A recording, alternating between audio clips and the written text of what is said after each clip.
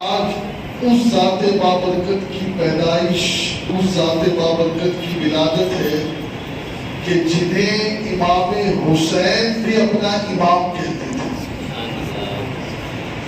آج مولا کائنات ابی مرتضیٰ کے نور نظر اور سیدہ فاطمہ الزہرا کے لخت جگر حضرت مولا امام حسن مجتبیٰ رضی اللہ تعالیٰ عنہ کی ولادت ہے۔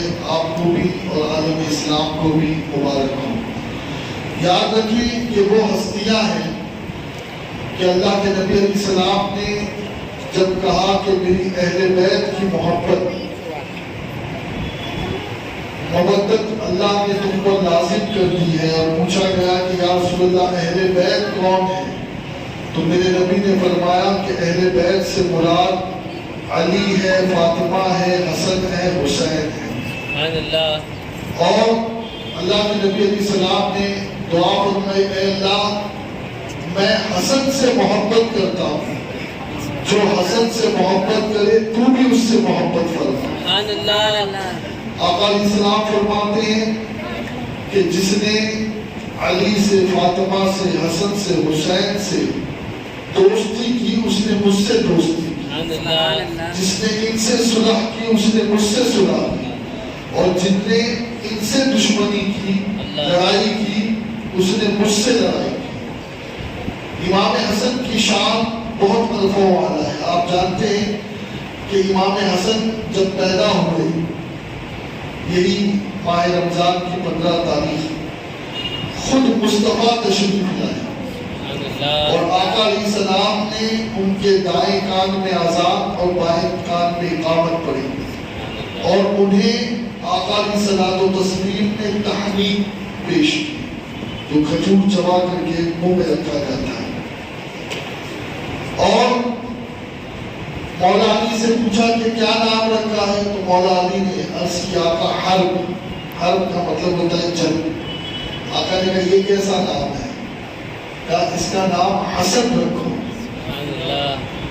اور ایک روایت میں آقا نے فرمایا کہ میں نے ان کا نام حضرت امام ہارون علیہ السلام کے بڑے بیٹے کے نام شبر کے نام پر رکھا، اور یہ وہ نام ہے حسن۔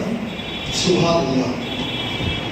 اگر کسی کو اردو پڑھنا نہ بھی آئے اور وہ پڑھتے پڑھتے اگر پڑھے گا تو حسن اگر نہیں پڑھے گا تو پھر حسن پڑھے گا، حسن نہیں پڑھے گا تو حسن پڑھے گا، اور اگر حسین پڑھنے میں غلطی کر دے تو وہ حسین پڑھے گا۔ یہ نام ہی ایسے ہے۔ اور پھر آقا علیہ الصلوۃ والتسلیم کے یہ جو شہزادے تھے، سر سے لے کے سینے تک عکس مصطفیٰ، یعنی اگر کسی کو رسول اللہ کا دیدار کرنا ہو تو وہ امام حسن مجتبیٰ کو دیکھ لیتا تو اس کی آنکھیں ٹھنڈی ہو جاتی، اس کے دل کو قرار آ جاتا۔ بڑے عظیم شہزادے، اور آقا علیہ الصلوۃ والتسلیم کی محبت غیر معمولی تھی۔ آپ دیکھیں، میں ایک مثال دے رہا ہوں، میں ابھی تقریر کر رہا ہوں، یہ 10-15 منٹ کی تقریر ہوتی ہے، لیکن لوگوں کو توفیق نہیں ہے۔ اللہ سے دعا کریں کہ اللہ لوگوں کو توفیق دے، اس لیے کہ قرآن سننا اتنا افضل نہیں ہے جتنا قرآن کا ترجمہ اور اس کی تفسیر سننے کا ثواب ہے۔ جی اب آپ دیکھیں، اتنی اہم تقریر ہو رہی ہے، ابھی اگر میرا نواسا، میرا پوتا آ جائے اور میری گودی میں بیٹھ جائے تو کیا میں قرآن بند کر دوں گا، تقریر بند کر دوں گا اور بچے سے پیار کرنے لگوں گا؟ یا میں جمعہ کا خطبہ دے رہا ہوں اور جمعہ کا خطبہ دیتے دیتے میرا بچہ آ جائے اور میری گود میں بیٹھ جائے تو کیا میں جمعہ کا خطبہ روک دوں گا؟ نہیں نا۔ ٹھیک ہے، بچوں سے محبت اپنی جگہ ہے، لیکن اتنا بھی نہیں لیکن رسول پاک کی محبت کا عالم دیکھیں کہ آقا تقریر کر رہے ہیں، امام حسن آ گئے تو آقا نے تقریر ایک طرف رکھ دی، ان سے محبت کرنے لگے۔ جمعہ کا خطبہ دے رہے ہیں، یہ جو جمعہ کے خطبے میں امام صاحب بیٹھتے ہیں نا، یہ دو خطبے ہیں کیوں؟ یہ دو خطبے ہیں کیوں؟ یہ وہی سنت ہے کہ آقا خطبہ دے رہے ہیں، امام حسن آ گئے، آقا بیٹھ گئے اور محبت کرنے لگے۔ اب امام حسن بچپنا ہے، پھر اتر گئے، پھر آقا نے خطبہ دوبارہ شروع کیا۔ اچھا کبھی کبھی تو یہ ہوتا کہ امام حسن آ کر نہیں بیٹھتے، حضور خطبہ دے رہے ہیں، اب دیکھ رہے ہیں کہ صفوں کو چیرتے ہوئے دائیں طرف کرتا، یہ حضور خطبہ دیتے دائیں طرف کرتا، امام حسن لڑکھڑاتے ہوئے آ رہے، لڑکھڑاتے ہوئے صفوں کے بیچ میں سے آ رہے، اب آقا ان کو آتا دیکھتے تو خطبہ روک کر ممبر سے اتر جاتے، اللہ اکبر، اور پھر جا کر کے گود میں اٹھاتے اور محبت فرماتے۔ دوستو یہاں سے دو باتیں پتہ چلی، ایک تو یہ، اچھا یہ تو اپنی جگہ خطبہ تقریر یہ سب نماز کے باہر کی چیز ہے۔ امام حسن اگر نماز کے اندر رسول اللہ کے پاس آ جاتے تو رسول اللہ اپنی دونوں ٹانگوں کو پھیلا دیتے رکوع میں اور وہ ان ٹانگوں کے بیچ سے گزرتے۔ ہاں گویا کہ وہ کھیل رہے ہیں اور یہاں رسول اللہ کی نماز ہو رہی ہے، اور پھر حضور سجدے میں ہے، امام حسن آ کر کے آقا علیہ السلام کی کاندھے پر بیٹھ جاتے ہیں۔ اب آپ کیا کریں گے؟ ہاتھ پکڑ کر کے اتار دیں گے یا پھر یوں کر کے دھکا دے دیں گے، لیکن آقا ایسا نہیں کرتے۔ ایک مرتبہ بڑا لمبا سجدہ ہوا، ایک صحابی سوچ میں پڑ گئے کہ کہیں ایسا تو نہیں کہ اللہ تو پیارے ہو گئے ہمارے نبی نماز میں، اتنا لمبا سجدہ، آپ سمجھ رہے نا، ایک لمٹ ہوتی ہے نا سجدہ لمبا کرنے کی، چلو بھائی کسی کو سجدے سے بہت محبت ہے تو زیادہ سے زیادہ 5 منٹ لمبا کرے گا، اب بہت لمبا سجدہ ہو گیا۔ خیر اب سلام جب میرے نبی نے پھیرا، صحابہ تجسس سے دیکھ رہے تھے، آقا نے فرمایا حسن میرے کاندھے پہ آ کر بیٹھ گیا، میری پشت پر آ کر بیٹھ گیا، اور مجھے یہ پسند نہیں کہ میں حسن کو تکلیف دوں، جب تک کہ حسن خود سے نہیں اترا میں بھی نماز کے سجدے سے نہیں اٹھا۔ اب یہاں بہت ساری چیزیں سمجھ میں آتی ہے، ایک تو یہ کہ امام حسن کا خیال میرے نبی کو سجدے میں آ رہا ہے، تو پتہ چلا کہ حسن کے خیال سے، اہل بیت کے خیال سے نماز ٹوٹتی نہیں ہے۔ ہاں بلکہ میرے نبی نے کہا کہ جب تک کہ تم میری اہل بیت پر درود نہ پڑھو اس وقت تک کہ تمہاری نماز مکمل ہی نہیں ہوگی۔ اور اہل بیت سے مراد کون ہے؟ اہل بیت سے مراد نبی کے گھر والے ہیں، امام حسن پاک ہے۔ خیر دوستو ہم سمجھ نہیں سکتے کہ یہ کون ہے، یہ وہ ہیں جو مصطفیٰ کا خون ہے، یہ وہ ہیں جنہیں حضور نے اپنا بیٹا بھی کہا اور بیٹی کا بیٹا بھی کہا۔ آقا نے کہا پوری دنیا میں ہر کسی کی نسل باپ سے چلتی ہے لیکن میری نسل فاطمہ سے چلے گی۔ ہاں اسی لیے فاطمہ کے بچوں کا جو مقام ہے وہ بنو ہاشم میں کسی کا بھی نہیں ہے۔ ویسے تو کل ہاشمیوں کو زکوٰۃ دینا حرام ہے، کسی بھی ہاشمی کو سید کو زکوٰۃ نہیں دے سکتے، لیکن جو بنو ہاشم کا مقام ہے وہ سب سے اونچائی پر۔ امام حسن تشریف لائے چھوٹے سے، تو آقا کے سامنے جو ہے وہ صدقے کی کھجوریں رکھی ہیں، صدقے کی۔ امام حسن نے اٹھایا منہ میں ڈال دی، بچے ہیں، آقا نے اپنی انگلی ان کے حلق میں ڈالی اور وہ کھجور نکالا، کہا اے اہل بیت اللہ نے تمہیں پاک کیا ہے اور یہ صدقہ مال کی پلیدی ہے. پلیدی یعنی کہ ایک قسم کا میل ہے مال کا. تو میل آج کئی لوگ کہتے ہیں سید کو زکوٰۃ نہیں دینی چاہیے. تمہیں شرم نہیں آتی؟ زکوٰۃ 2.5% ہے. کتنا؟ اور 97.5% پاک مال تمہارے پاس ہے. تمہاری عقلیں ماری گئی ہے. تم سیدوں کے بارے میں زکوٰۃ کا سوچتے ہو؟ تمہیں شعور نہیں ہے؟ شرم نہیں آتی تمہیں؟ کبھی بھی یاد رکھیں زکوٰۃ کا مال انہیں دو جو غیر سید ہے، جو مستحق ہے. لیکن سید اول تو کبھی مانگے گا ہی نہیں. ہاں کبھی نہیں مانگے گا. وہ بھوکا رہ جائے گا، کبھی نہیں مانگے گا. آپ کی ذمہ داری ہے خود آپ سادات کے گھر پر جائیں، ان کا حال معلوم کریں اور خبردار انہیں کبھی زکوٰۃ کی رقم مت دینا، فطرے کی رقم مت دینا. انہیں جب بھی پیش کرنا اپنی پاک کمائی سے پیش کرنا. خدا کی قسم رسول اللہ بھی خوش ہوں، رسول اللہ بھی خوش ہوں. اور خیر امام حسن کی شان بڑی الفا والا ہے. ایک مرتبہ 1.25 لاکھ درہم حضرت معاویہ نے بھیجے رضی اللہ عنہ.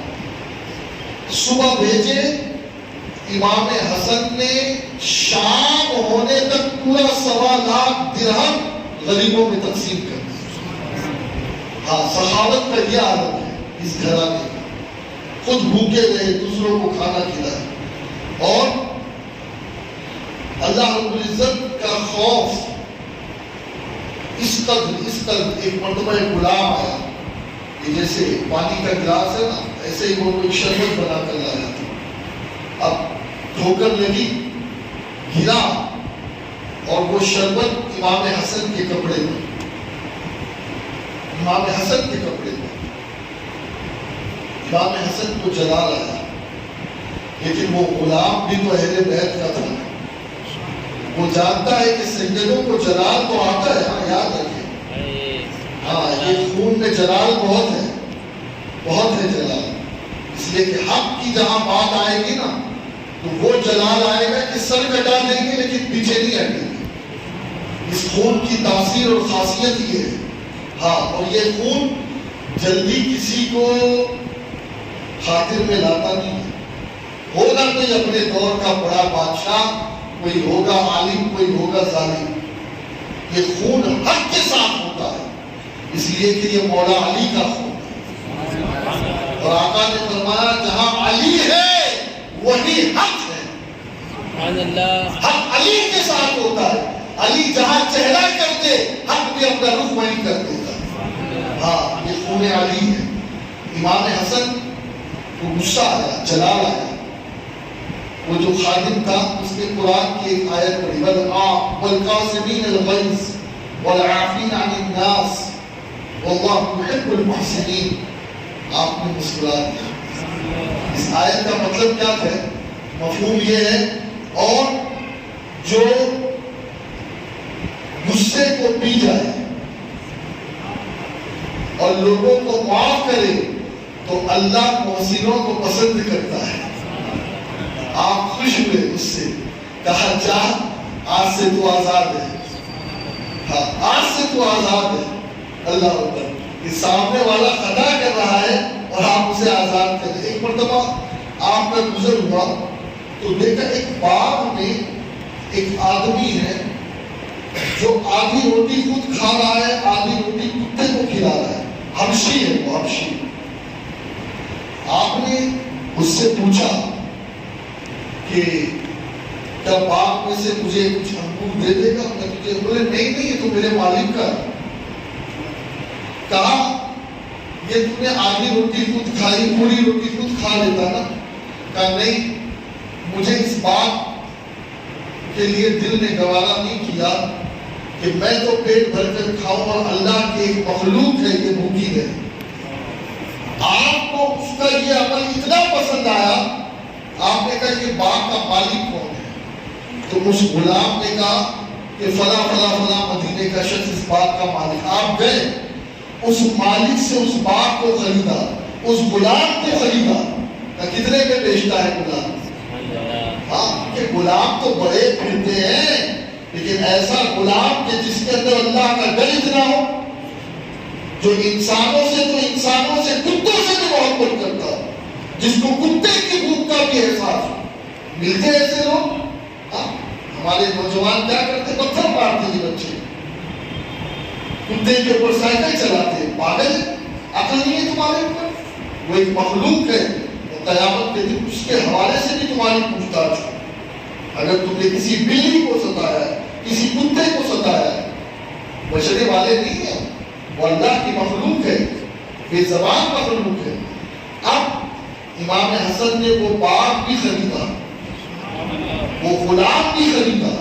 پھر آئے باغ میں تو غلام باغ کا کام کر رہا تھا. کہا سن، آج سے تو آزاد ہے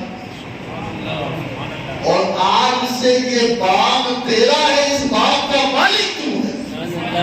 یہ ہے امام حسن مشتبہ. ہاں، کل تک وہ نوکر تھا، وہاں نوکری کرتا تھا، اسے آزاد بھی کر دیا اور باغ کا مالک بھی بنا دیا. باغ کا. اور پھر اللہ کا ڈر کیسا ہے، اللہ کا خوف کیسا. نماز پڑھتے چہرے کا رنگ بدل جاتا، تھر تھر کانپتے. حج پر جاتے گرے زاری کرتے، روتے. سواری پر سفر نہیں کرتے، پیدل جاتے. لیکن مجھے حیا آتی ہے کہ اللہ کی بارگاہ میں جا رہا ہوں اور سواری پر پیدل سفر کرتے. خیر، کسی نے کہا حضور آپ کے پیدل سفر کرنے کی وجہ سے یہ جو آپ کے غلام ہیں یہ مشقت میں پڑ جاتے ہیں، تو آپ نے اپنا راستہ بدل دیا تاکہ میرے ساتھ غلام بھی نہ آئے. اور لمبا سفر کیا آپ نے لیکن پیدل سفر کیا. اب دیکھیے ایک مرتبہ کا واقعہ. امام حسن بصری رضی اللہ عنہ فرماتے ہیں کہ میں رات میں عبادت کر رہا تھا اور آدھی رات کے بعد ایک شخص آیا. اس کا چہرہ ڈھکا ہوا تھا، اس کا چہرہ ڈھکا ہوا تھا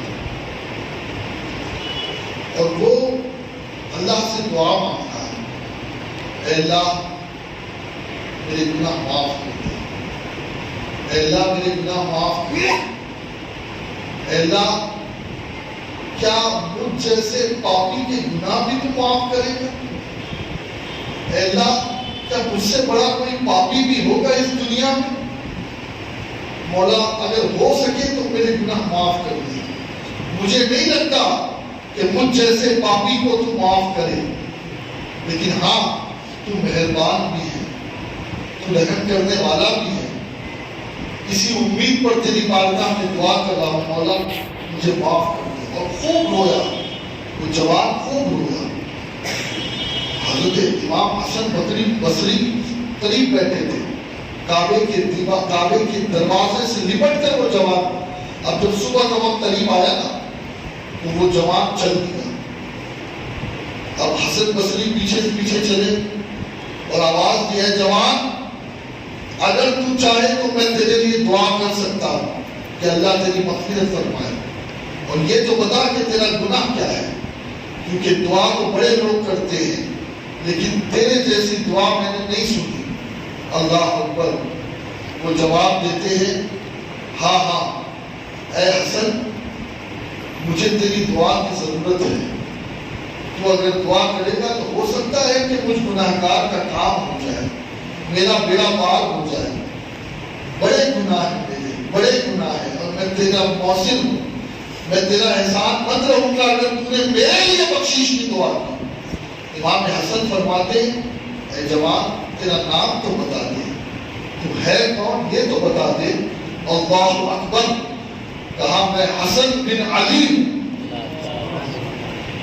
یہ امام حسن تھے.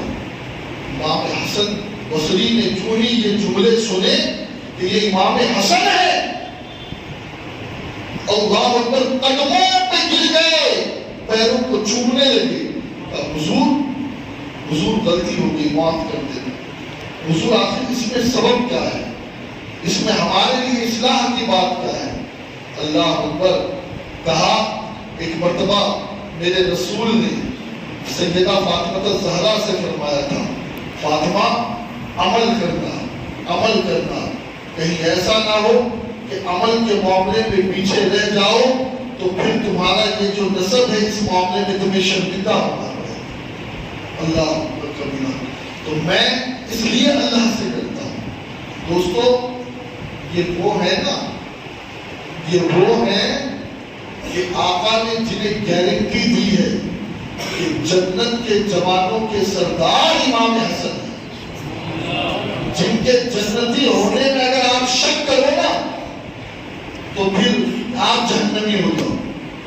جی یہ وہ حسن ہے، لیکن آپ دیکھیں وہ اتنا نہیں رہے ہیں، وہ فخر نہیں کر رہے ہیں، وہ اللہ کا خوف دل میں رکھ کر کے رو رہے ہیں، گریزانی کر رہے ہیں. اللہ ہمیں بھی امام حسن کی سیرت عطا فرمائے. بس ایک آخری بات کی عرض کر کے گفتگو کو ختم کروں. ایک مرتبہ اب ایک دوسرا آدمی دیکھا کہ وہ آدمی کو چھری لگی ہوئی ہے اور وہ تڑپ رہا ہے، تو اس نے سوچا چلو میں اس کی جان بچاؤں. اب اس نے جیسے ہی چھری کی طرف ہاتھ بڑھایا، نکالنا چاہا، اس آدمی کی جان چلی گئی. ایک تیسرا آدمی آیا، اس نے دیکھا کہ چھری اس کے ہاتھ میں اور خون بھی لگا ہوا ہے. اس نے کہا کہ بھائی قاتل یہی ہے. اب اسے پکڑ کر کے حضرت عمر کی عدالت میں لایا گیا. اب وہ کہہ رہا ہے کہ بھائی میں نے قتل نہیں کیا. کہا بھائی گواہ پیش کرو. اب کوئی تھا تو نہیں کہ وہ گواہ پیش کرے، لیکن ہاں جس آدمی نے اسے اس پوزیشن پہ پکڑا تھا وہ پوزیشن یہی تھی کہ کوئی بھی اسے قاتل سمجھے. اب اس نے بڑی منت سماجت کی لیکن معاملہ حل نہیں ہوا. اس نے حضرت عمر سے ایک ریکویسٹ کی، دیکھو میں بیوی بچوں والا ہوں اور میرے کچھ ذمہ قرض بھی ہے اور میں پاس کے گاؤں میں رہتا ہوں، مجھے اتنی تو مہلت دو کہ میں گھر جاؤں، میرے قرضے وغیرہ جو ہے اتار دوں، بیوی بچوں کو تسلیاں دے دوں، وراثت کی تقسیم کر دوں، اور پھر میں آ جاؤں گا اور پھر آپ مجھے قتل کے بدلے قتل قصاص ہے اس کی سزا دے دینا. حضرت عمر نے کہا اگر تم نہیں آیا تو کہا نہیں میں آؤں گا. کبھی گارنٹی کیا ہے؟ تو ایک صحابی کھڑے ہوئے، غالباً ابو ذر غفاری، کہنے لگے اے عمر میں اس کی گارنٹی دیتا ہوں. گارنٹی کا مطلب سمجھتے ہو؟ اگر وہ نہیں آیا تو اس کی جگہ قتل ہونا پڑے گا. خیر اب یہ شخص گیا،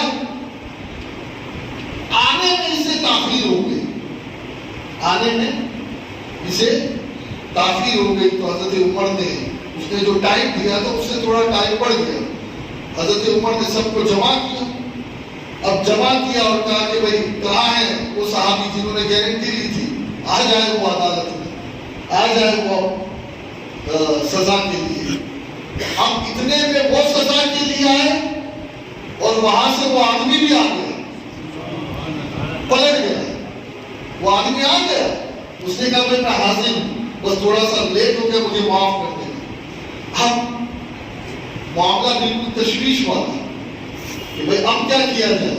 اگر یہ بھاگ جاتا تو اسے کوئی پکڑنے والا تو تھا نہیں، لیکن یہ آ گیا، اب اسے سزا دی جائے یا نہ دی جائے. حضرت عمر کو جب بھی کوئی ایسا مقام پیش آتا نا تو وہ مولا علی کو یاد کرتے، مولا علی کو یاد کرتے. تو علی کو بلاؤ نا. اب مولا علی تشریف لائے اور مولا علی کی ایک دائیں طرف انگلی پکڑ کر امام حسن تشریف لے. دور ہے فاروق اعظم کا، امیر المومنین امام حسن تشریف لائے ساتھ میں. پورا معاملہ مولا علی کے سامنے پیش ہوا. علی فیصلہ کرو. مولا علی نے کہا یہ تو اتنا آسان مسئلہ ہے کہ میں سمجھتا ہوں اس میں میری ضرورت نہیں ہے، میرا بیٹا حسن ہی کافی ہے. میرا بیٹا حسن ہی کافی ہے. اب لوگ حیران ہو گئے. امام حسن سے مولا علی نے کہا آپ آگے بڑھے. امیر المومنین حضرت عمر نے کہا آپ آگے بڑھے. کا فیصلہ کا میرا فیصلہ یہ ہے کہ یہ آدمی بے قصور ہے، اسے معاف کر دیا جائے، اسے قتل نہیں کیا جائے، اسے چھوڑ دیا جائے. لوگ بڑے بڑے موجود تھے، سفید داڑھی والے موجود تھے. تھے. ہاں, اور جہاں سفید داڑھی والے ہو نا پھر بعض معاملہ بڑا ٹیڑھا ہو جاتا ہے, بڑا ٹیڑھا ہو جاتا ہے. اب وہ لوگ کہنے لگے کہ بھئی یہ تو بچہ ہے, اس نے فیصلہ کر دیا, لیکن بھئی یہ عام بچہ نہیں ہے. ہاں, علی کا گھر بھی وہ گھر ہے کہ اس گھر کا ہر ایک بچہ جسے دیکھو وہی شیر خدا معلوم ہوتا ہے. یہ علی کا گھرانہ ہے, یہ علی کی نسل ہے, یہ علی کی اولاد ہے. ہاں, لوگ ولی کے بیٹوں پہ بڑا ناز کرتے ہیں. میں کہتا ہوں علی کا بیٹا کیا ہوگا, علی کا بیٹا کیا ہوگا. خیر, اب امام حسن سے پوچھا گیا کہ بیٹا یہ عدالت ہے, عدالت یہاں اٹکل بچوں نہیں چلتا, یہاں اندھیرے میں تیر نہیں مارا جاتا, ہر بات پہ دلیل لگتی ہے. دلیل کیا تمہارے پاس اس کی دلیل ہے؟ آپ نے کہا ہاں میرے پاس دلیل ہے. کہا کون سی دلیل ہے؟ کہا اللہ کا پاک کلام. اب دیکھیں نا, ہمارے بچوں کو تو سورہ فاتحہ بھی اس ایک طریقے سے یاد دی ہوتی اس عمر میں, اور امام حسن نے کہا میرے پاس اس کی دلیل ہے. کہا کیا دلیل ہے بتاؤ؟ آپ نے فرمایا اللہ اکبر کبیرہ, من قتل نفسا بغیر نفس او فساد فی الارض فکأنما قتل الناس جميعا ومن احیاها فکأنما احیا الناس جميعا. کہا اللہ فرماتا ہے جس نے کسی جان کو بغیر عذر کے قتل کیا, اس نے پوری روئے زمین پر فساد برپا کیا اور گویا اس نے سب لوگوں کو قتل کیا. اور جس نے ایک جان کو بچا لیا اس نے پوری انسانیت کو بچا لیا, سارے انسانوں کو بچا لیا. تو کہا اگر یہ آدمی چاہتا تو یہ نہیں آتا اور اس کی جگہ یہ صحابی جو ہے قتل ہو جاتے, لیکن وہ آ گیا, اس نے اس صحابی کو نہیں بچایا, پوری انسانیت کو بچایا, پوری انسانیت کو بچایا. اور دوستو اگر اجازت دے تو امام حسن مشتبہ, خیر چلیے گفتگو یہ ختم کرتے. اللہ تعالیٰ آپ کو مجھے عمل کی توفیق دے. انشاءاللہ 11 بجے آپ سب کو پھر مسجد میں جمع ہوگا, اور 11 بجے سے لے کر کے 3 بجے تک انشاءاللہ ایک روحانی ماحول ہوگا. علم دین کی باتیں, مسئلے مسائل کی باتیں, اللہ کے ذکر, اللہ کے خوف سے رونا, یہ تمام ایک ماحول انشاءاللہ یہاں پر سنی دعوت اسلامی کا ہوتا ہے. اب آپ جائیں نا تو واپس جب آئیں تو اکیلے نہ آئیں, اپنے ساتھ 4-5 2-4 دوستوں کو لے کر کے آئیں, اور سحری بھی یہی کریں انشاءاللہ, کریں گے نا انشاءاللہ. اور یہ رمضان کی راتیں ہیں دوستوں, بخشش کی راتیں ہیں. اور بھیا آدھا رمضان تو گیا, آج 15 تاریخ ہو گئی نا, تو 29 کا ہو سکتا ہے, 29 کا ہو سکتا ہے, تو سمجھ لو کہ آدھا رمضان تو چلا ہی گیا.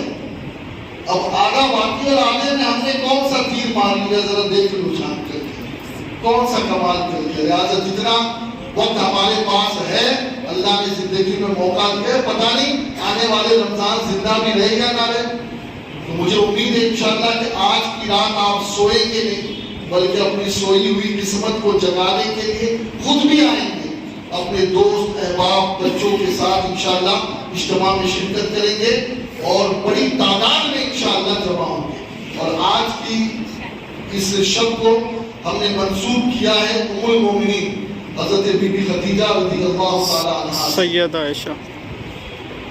حضرت بی بی خدیجہ رضی اللہ تعالی عنہا سے ہم نے گزشتہ سنیچر کو منسوب کیا تھا, اور اس سنیچر کو ام المومنین سیدتنا عائشہ صدیقہ رضی اللہ تعالی عنہا سے یہ پروگرام منسوب ہے. اور انشاءاللہ اگر زندگی نے وفا کی تو میں انشاءاللہ وہ پہلو آپ کی زندگی کے کہ قرآن کی 18 آیتیں آپ کی پاکی میں نازل ہوئی. کتنی آیتیں؟ 18 سورہ نور.